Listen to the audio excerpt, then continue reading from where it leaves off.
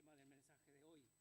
Sin embargo, falta un pequeño detalle, y es que estaba en signo de pregunta. La pregunta era, ¿cristianos o discípulos? Y mientras hablamos en esta mañana vamos a tener algunas preguntas, algunas tal vez con contestación y otras sin contestación. Ya os diré cuáles son las que tienen respuesta y las que no la tienen.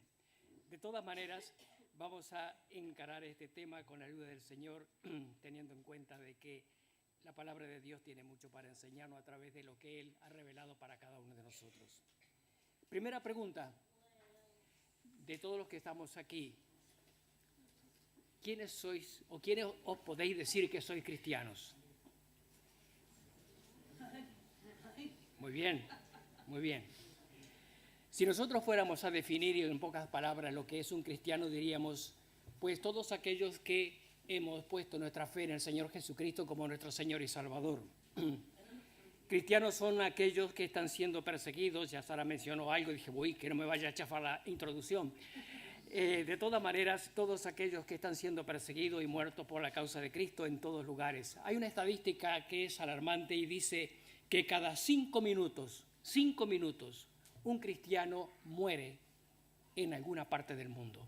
Cada 5 minutos, el tiempo que nosotros tardamos en tal vez caminar 2 o 3 manzanas, y ha muerto una persona que ha puesto su fe en el Señor Jesucristo. Estamos viviendo en tiempo en que la persecución a aquellos que se llaman cristianos se ha recrudecido en muchos lugares. Y todos los días las noticias nos dan informaciones alarmantes de lo que está sucediendo en muchos lugares, sobre todo en aquellos sitios donde hay mucho conflicto. Hace días fuimos impactados con estos 20 coptos que fueron puestos a la orilla del mar y degollados, de tal manera que fue tan tremendo aquel hecho de que las aguas del mar se tiñeron de rojo. O de estos 147 estudiantes que fueron simplemente a estudiar a la universidad, nada más, no tenían ningún otro plan, ninguna otra cosa pensada en sus corazones, simplemente fueron a estudiar como lo hacían tal vez todos los días, y de pronto llegaron aquella gente que llegó y comenzó a separar cristiano, musulmán, vida o muerte. Pensemos un momento en aquellos 147 que estaban haciendo fila mientras estaban siendo separados según el criterio de aquellos captores. Pensemos en estos 147 que estaban esperando allí aquel momento en que le tocaría el turno para que le hicieran la pregunta, ¿eres un cristiano o eres un musulmán? Y el que estaba último de la fila sabía perfectamente lo que iba a suceder de acuerdo a su respuesta. Tenía mucho tiempo para pensar, tenía mucho tiempo para negarse, tenía mucho tiempo para decir cualquier otra cosa, menos para declarar su fe, ¿verdad? Yo tengo un problema, y creo que cualquiera de los que estamos aquí podemos decir que tenemos problemas, o que no llegamos a fin de mes, o que tenemos problemas con la hipoteca, o que nos tratan mal, o que nos han herido, o que, y podemos añadir una enorme cantidad de cosas, de problemas, ¿verdad que sí? ¿Cuántos problemas podían tener aquellos 147? ¿Cuántas cosas podían haber tenido en su mente y en sus corazones? Pero ¿qué estaría ocupando la mente y los pensamientos de cada uno de aquellos que en un momento determinado iban a pasar a la presencia del Señor? Todo lo que le sucedía o todo lo que formaba parte de sus vidas no era absolutamente nada en comparación con aquel momento que tenían que enfrentar. Y yo pienso que en el corazón y en la mente de aquellos que estaban allí esperando ser degollados, lo único que pensaban eran de que en un instante, pasarían a encontrarse con el Señor que les había salvado, con el Señor que les había redimido, con el Señor que había hecho un cambio en cada una de sus vidas. Un cambio tal que, sabiendo lo que les esperaba, no vacilaron en decir, soy un cristiano. Yo no sé qué hubiéramos hecho nosotros los que estamos aquí y que hemos levantado la mano y hemos dicho somos cristianos.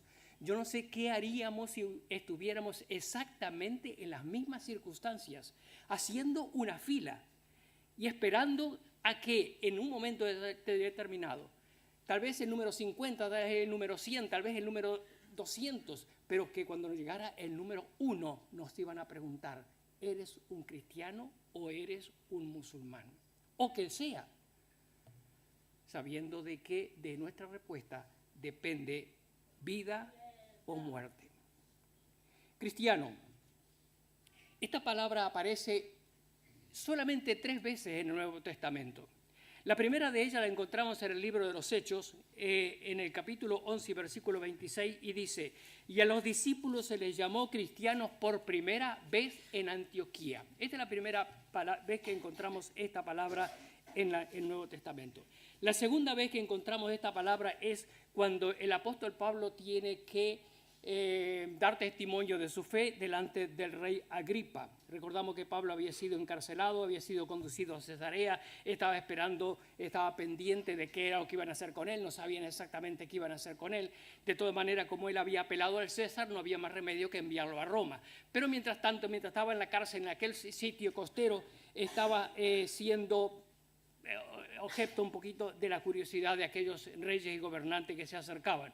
Primero estaba Félix se lo pasó a Festo no sabía qué hacer, vino Agripa de visita y dice, mira, Agripa, y vino, entonces le dice, bueno, mira, vamos a escucharle a ver qué dice este charlatán.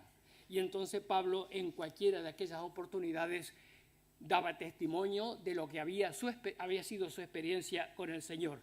Y entonces da un tremendo testimonio de su cambio por causa de lo que el Señor había hecho en su vida, de perseguidor a perseguido. Y entonces en un momento del discurso dice Agripa, Pablo, por poco me persuades a ser cristiano. Es la segunda vez que aparece esta palabra en el Nuevo Testamento. La tercera vez la encontramos en 1 Pedro, cuando dice que si alguno padece como cristiano, no se avergüence, sino glorifique a Dios por ello. Esta es la tercera vez que aparece esta palabra. Sin embargo, en esta tercera vez hay un poquito de, no diría polémica, pero de distintos aspectos en cuanto a si realmente esa palabra era así o no. Algunos dicen que no, otros dicen que sí, por causa de que las referencias nos llevan a otros pasajes de la Escritura, donde dice, por ejemplo, en Hechos, salieron de la presencia del concilio, gozosos de haber sido tenidos por dignos de padecer afrenta por causa del nombre. Y esta es la palabrita que es posible que también esté en Pedro.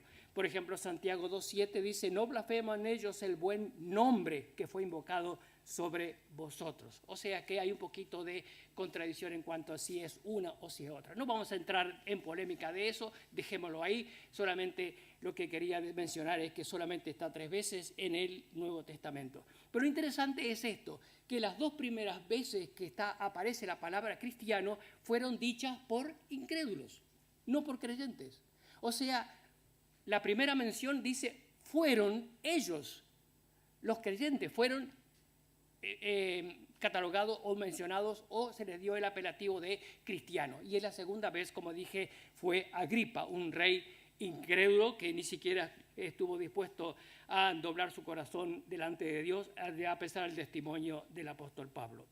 La palabra cristiano viene de Christos, que significa ungido, y por supuesto que es una palabra que precisamente tiene relación directa con el Señor Jesucristo.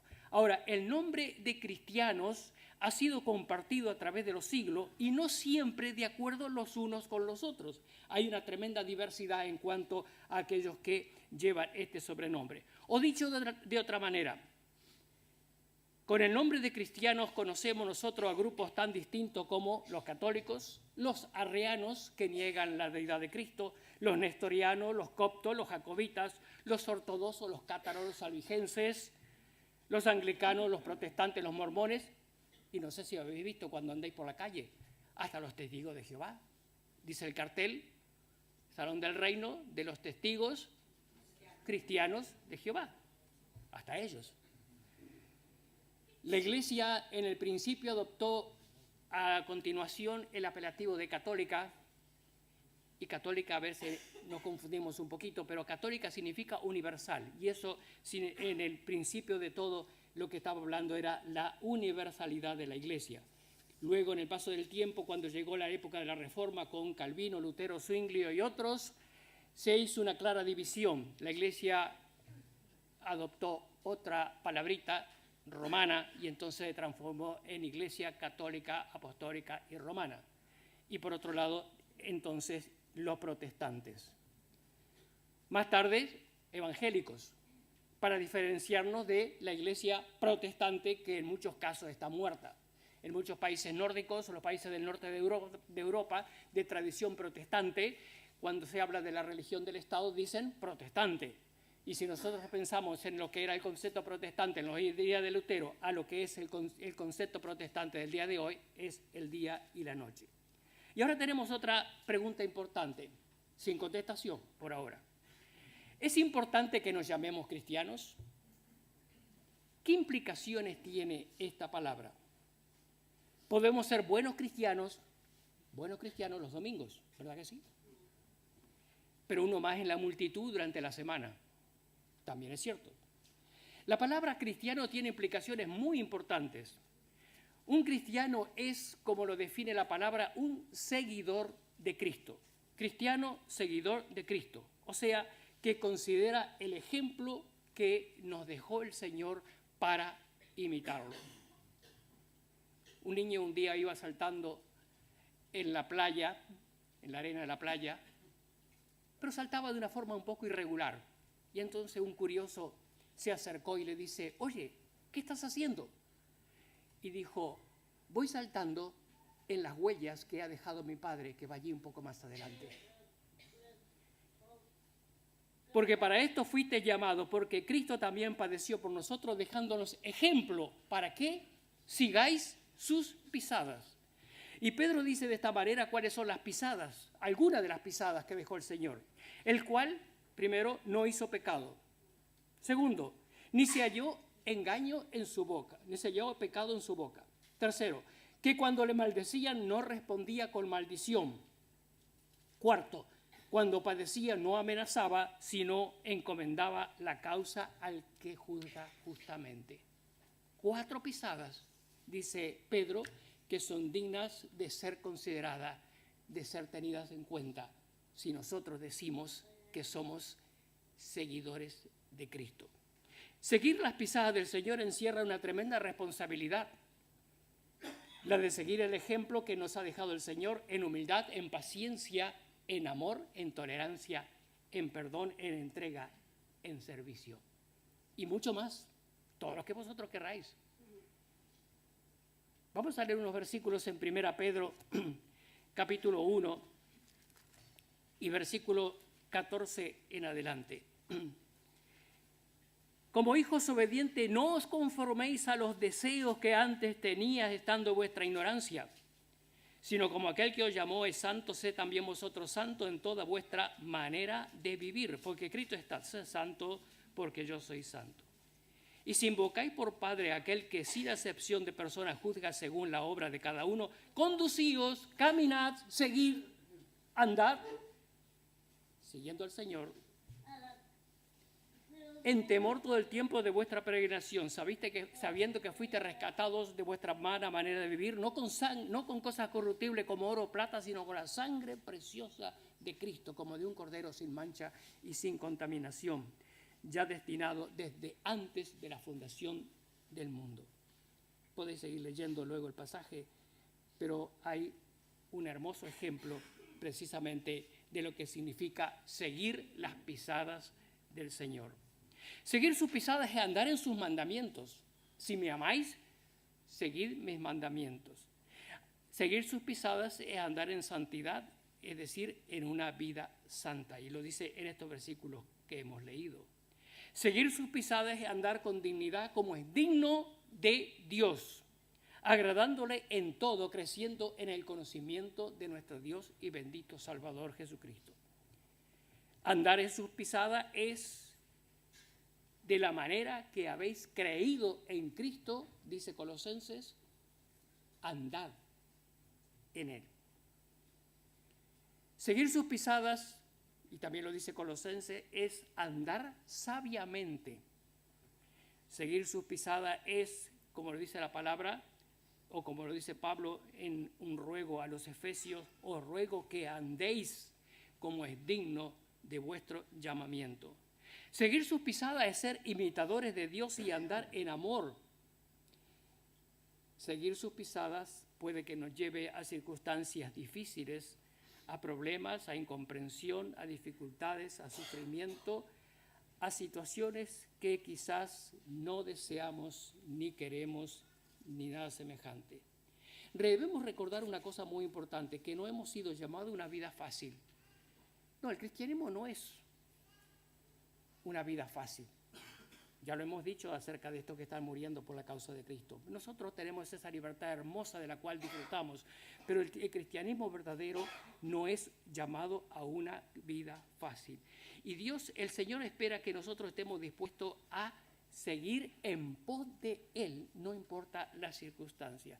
Recordemos, por ejemplo, cuando en el momento en que el Señor Jesucristo estaba caminando a la orilla del mar de Galilea y vio a los pescadores que estaban ocupados en su trabajo normal, lavando sus redes, tal vez descargando el pescado, preparándose para otra salida, etcétera, haciendo todas aquellas labores que habían hecho durante años, se acerca a ellos y le dice simplemente, sígueme. Y dice la Biblia que dejaron las redes y no sabían qué es lo que les deparaba el futuro, no sabían absolutamente nada de qué era lo que iba a pasar con ellos. Dejaron seguridad, dejaron sus hogares, dejaron aquellos que eran sus herramientas de trabajo, dejaron una vida a la cual ellos estaban acostumbrados a vivir, que la conocían perfectamente, para algo que no sabían lo que tendrían por delante, pero sabían el valor de aquel que estaba diciendo simplemente aquella sola palabra, sígueme.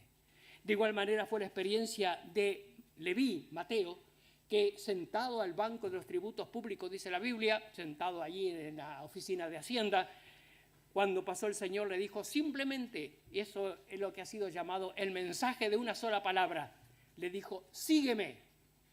Y Mateo, con aquel montón de moneditas que tenía allí, con todos los papeles de todos aquellos que había cobrado los impuestos, dejó absolutamente todo y comenzó a seguir al Señor.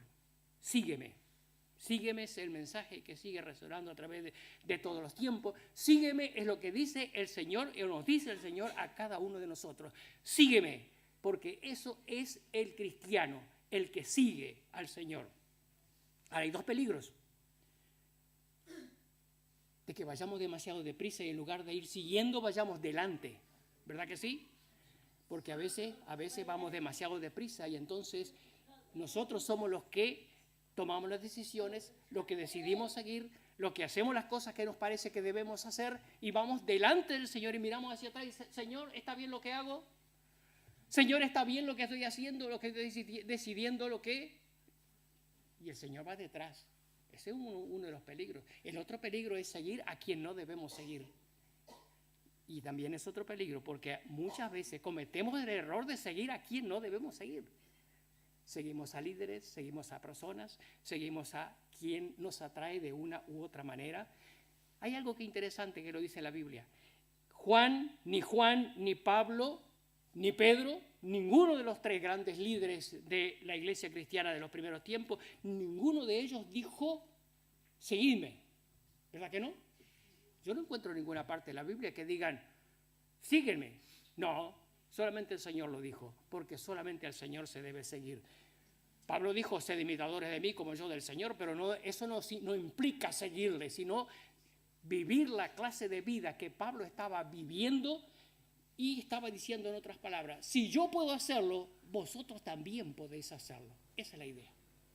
No que le tuvieran que seguir. Conocemos el hecho de la transfiguración cuando subió Jesús y aquellos escogidos al monte alto y se transfiguró y dice la Biblia que apareció Moisés y Elías. Y entonces los discípulos que habían ido con él dijeron, uy, qué aparición más hermosa. Vamos a hacer unas cabañas y vamos a quedarnos aquí. Moisés, el Señor y Elías. Pero la Biblia dice que en ese momento una nube cubrió y entonces, esta es la palabrita, vieron solo a Jesús. Porque se debe seguir solamente al Señor. No importa que sea Moisés o que sea Elías. Y en Moisés y Elías eran los grandes líderes y en el concepto judío siguen siendo los grandes líderes de la experiencia del Antiguo Testamento. Por otro lado, Pablo, entristecido, escribe a los Corintios por causa de las divisiones que asolaban la iglesia de Corinto y de las preferencias. Yo soy de Pablo, yo soy de Apolo, yo soy... Y entonces dice, qué triste que es esto, que se esté siguiendo a quien no se debe seguir y se esté tomando, por ejemplo, cosas que no se deben hacer. Y de nuevo, otra vez la pregunta, sin respuesta por ahora. ¿Cuántos de los que estamos aquí podemos decir que somos cristianos de acuerdo a lo que dice la Escritura? Vamos a otra pregunta, no tercera, sino ya son varias, me parece. Otra pregunta, esta sí con contestación. ¿Cuántos de los que estamos aquí podemos decir que somos discípulos?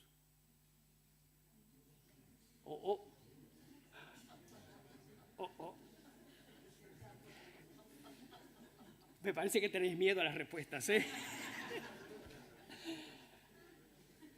Porque si yo preguntara, como lo hice al principio, ¿cuántos soy cristiano? Y luego hubiera preguntado con respuesta la segunda vez, ¿cuántos? Yo no sé cuántos, porque la Biblia es muy clara en cuanto a qué es un cristiano de acuerdo a la palabra de Dios, no a el cristiano que lleva solamente un sobrenombre. ¿Verdad que sí? Por eso, ¿cuántos somos discípulos?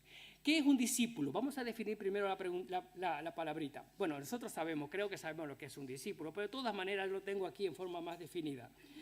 Un discípulo es un estudiante, un discípulo es un alumno, un discípulo es un aprendiz.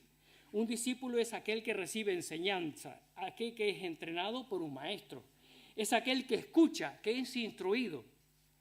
Es aquel que está siendo capacitado. Un discípulo acompaña siempre a su maestro, deseoso de no perder sus enseñanzas. Un discípulo existe porque hay un maestro, ¿verdad que sí?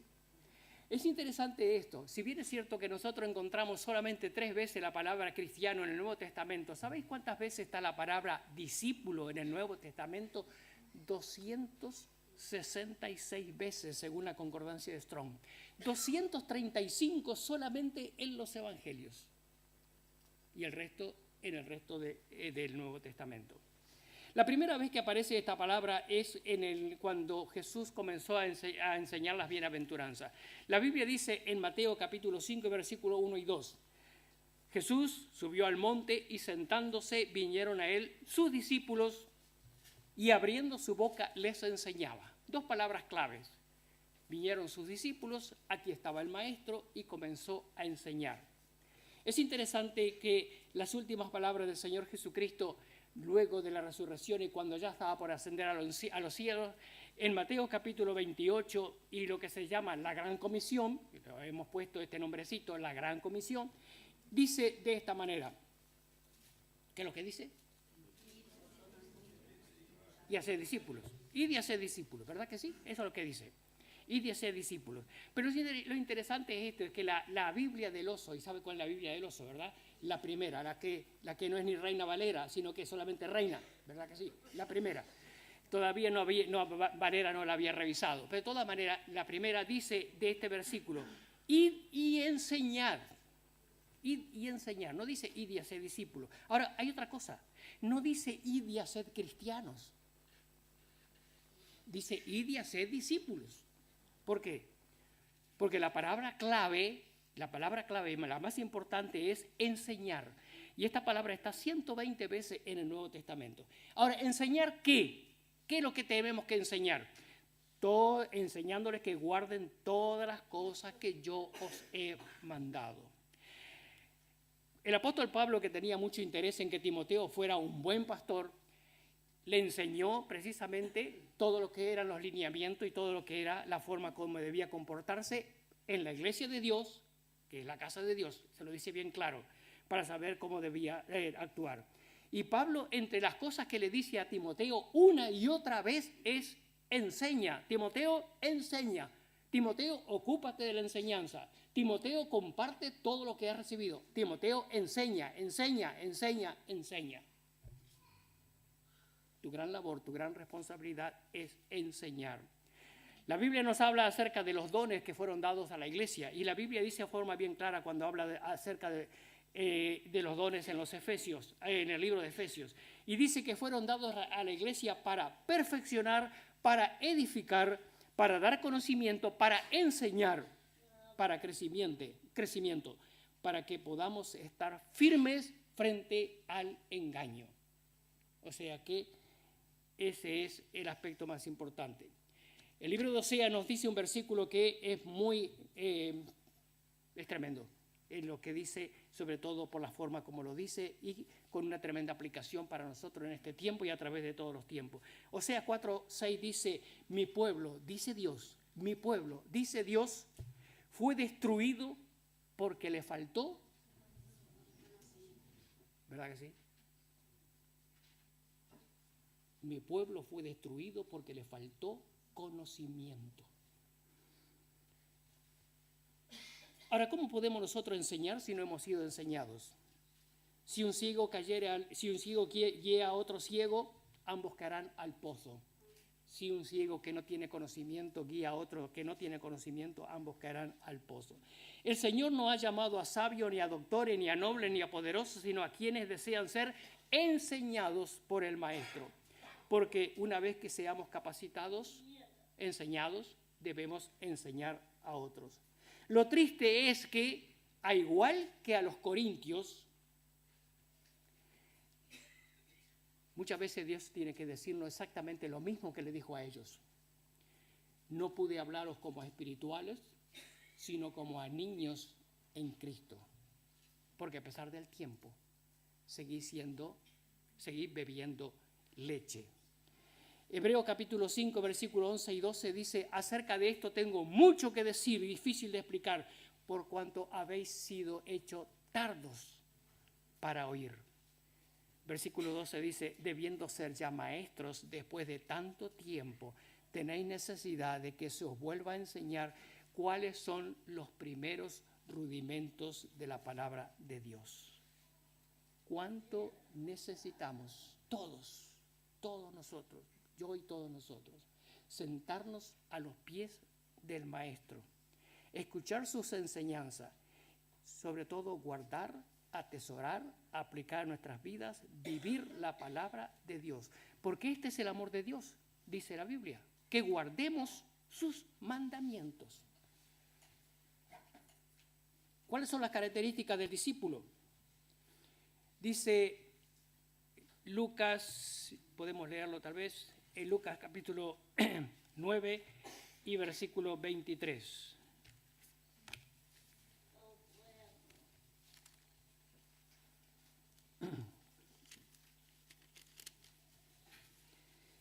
Y decía a todos, si alguno quiere venir en pos de mí, niéguese a sí mismo, tome su cruz cada día y sígame. Aquí tenemos algunas de las características de lo que es el discípulo. Si alguno quiere ser mi discípulo, y el Señor no fuerza a nadie, el Señor está diciendo, sígueme. Si quieres seguir, sígueme. Y en este caso dice, si alguno quiere ser mi discípulo, si alguno quiere ser mi discípulo. Y debemos preguntarnos, ¿queremos ser verdaderos discípulos del Señor? ¿Queremos ser verdaderos discípulos del Señor? Y dice aquí, bueno, hay otra cosa que debemos tener en cuenta. Podemos escoger una vida cristiana mediocre, podemos escoger una vida cristiana normalita, o podemos ser un verdadero discípulo del Señor. Si alguno quiere ser mi discípulo, niéguese a sí mismo, tome su cruz cada día y sígame. Ahora, ¿qué es lo que significa?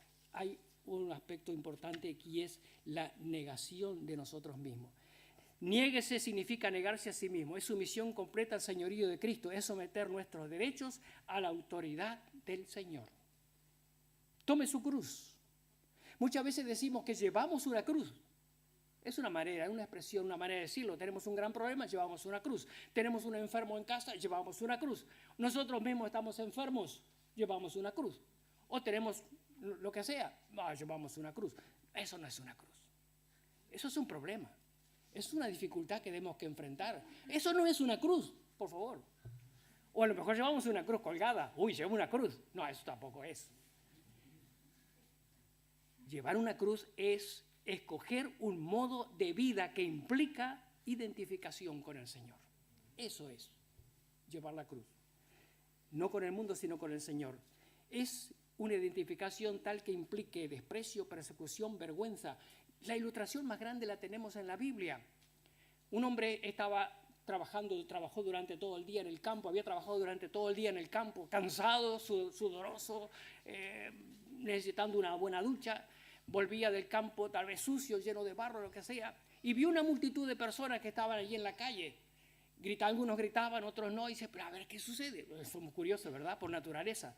Cada vez que vemos un montón de gente queremos ver qué es lo que pasa. Y entonces Simón de Cirene dijo, voy a ver qué es lo que sucede. Resulta que se encontró allí mirando que había un hombre que iba por el peso de la cruz cayéndose en la calle. Y entonces vino un soldado y dice, ¿tú? ¿Yo? ¿El de al lado? ¿El de atrás? No, tú. Toma la cruz de ese hombre y ve en pos de él. Y él tuvo que dejar todo lo que tenía en la mano, dejar de pensar que en un momento iba a ir a estar en su casa con su familia, iba a comer, iba a ducharse, iba a pasarlo bien, que iba a relajarse. No. Tú coge la cruz y sigue a ese hombre. Y entonces Simón de Cirene comenzó a ir detrás de aquel que iba sufriente delante de él.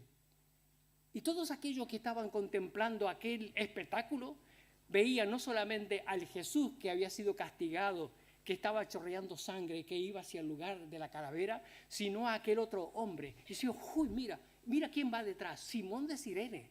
Uy, le conocemos, es nuestro vecino, nuestro amigo, nuestro compañero, nuestro pariente o lo que sea.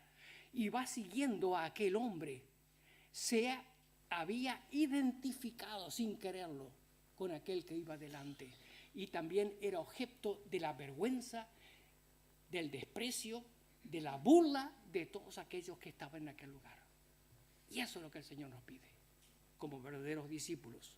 Cada día, no los domingos solamente, cuando venimos a la iglesia, sino cada día debemos ser la clase de discípulos que pasa tiempo con el Señor. Porque la Biblia dice en forma bien clara que cuando escogió a los suyos, cuando escogió a los discípulos, la primera cosa que les dice es, escogió a los discípulos para que estuviesen con Él. Es la primera cosa que le dijo. Sí, para enviarlos a predicar y todo lo demás. Pero la primera cosa que les dijo es para que estuviesen con Él. Y eso significa compañerismo, eso significa estar muy cerca. Ahora, el discípulo nunca debe estar por encima del maestro. Recibe del maestro, practica su enseñanza, puede llegar a ser como el maestro, pero no debe, en el caso del Señor, pretender estar por encima. Un discípulo debe ser enseñado. Recordemos el anhelo de los discípulos cuando vieron orar al Señor con tanto fervor, con tanto entusiasmo, con tanta dedicación, con tanta entrega, y le dijeron, Señor, enséñanos a orar. Queremos orar como tú oras. Queremos acercarnos al Padre en la misma manera como tú lo haces, con el mismo fervor, con el mismo entusiasmo, con la misma dedicación, con la misma comunicación con el Padre. Queremos y debemos tener esa palabra en nuestra boca. Siempre queremos ser enseñados. Si permanecéis en mi palabra, seréis verdaderamente mis discípulos. Obediencia a las enseñanzas que recibe del Maestro, lo cual se reflejará en la estabilidad espiritual. Y el discípulo debe enseñar a otros. La palabra de Cristo mora en abundancia en vosotros, enseñándoos y exhortando unos a otros. Por eso Mateo dice, cuando el Señor dio la gran comisión, id y enseñad, y a buscar a otros, y lo que habéis recibido en todo este tiempo en el cual habéis compartido conmigo, compartirlo con otras personas. ¿Cuánto tiempo?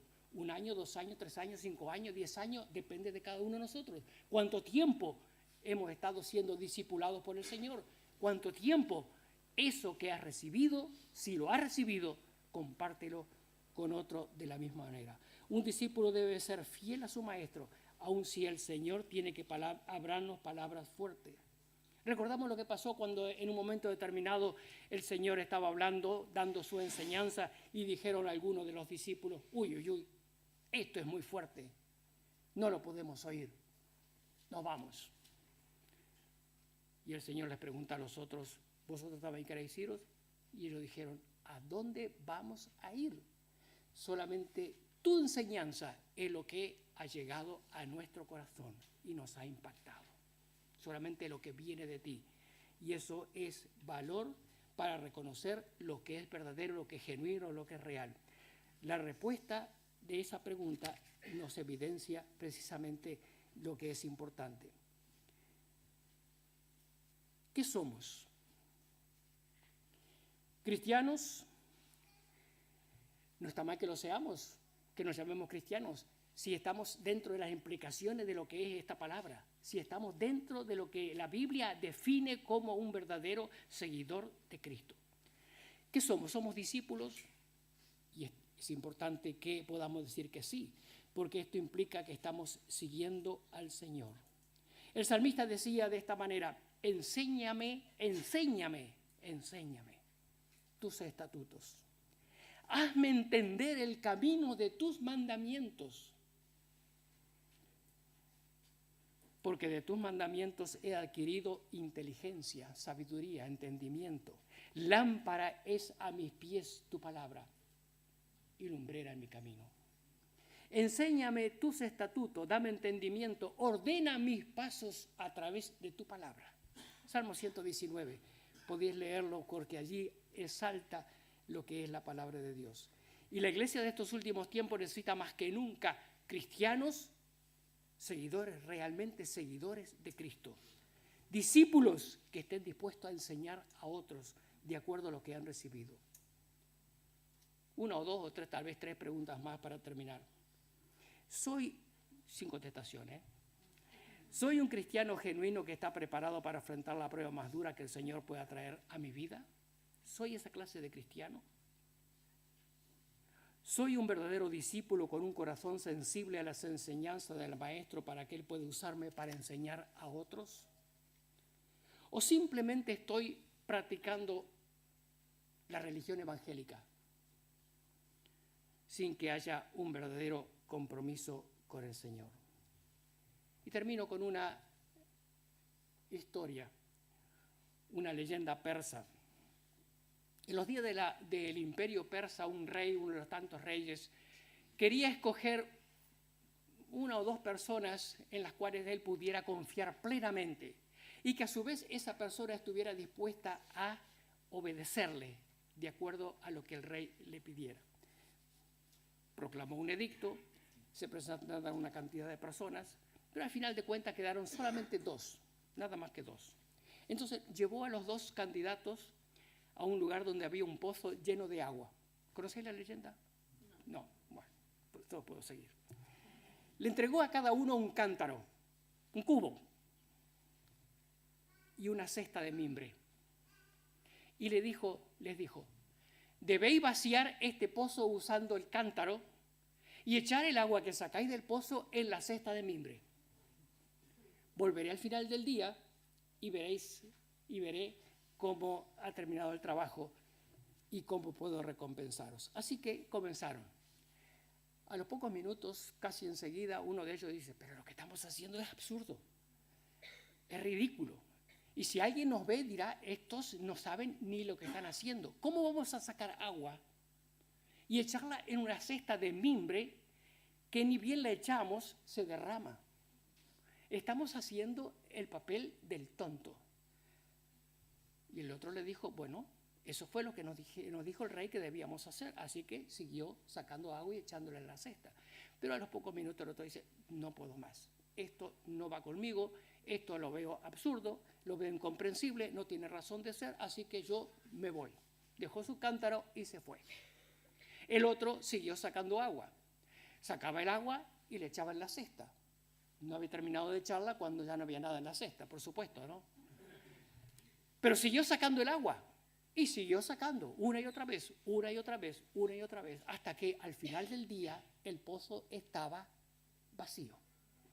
Llegó el rey y entonces dijo, muy bien, ordenó a uno de sus sirvientes que descendiera al enlodado fondo del pozo Y allí en el fondo del pozo había un anillo de diamante. Y entonces le dijo, esta es tu recompensa, porque has hecho lo que yo te pedí que hicieras, aun cuando no entendías la razón de por qué te lo estaba pidiendo.